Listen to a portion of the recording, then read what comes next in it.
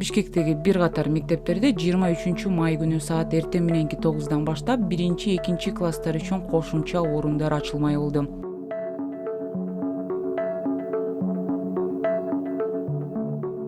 Ал орундар ачыла турган мектептердин тизмеси 4-10, 12, 13, 17, 20, 26, 29, 37 мектеп, ошондой эле 40, 41, 44, 56, 62, 63, 64, 75, 82, 84, 88, 92 мектеп жана 102, 119 мектептерде ачылат.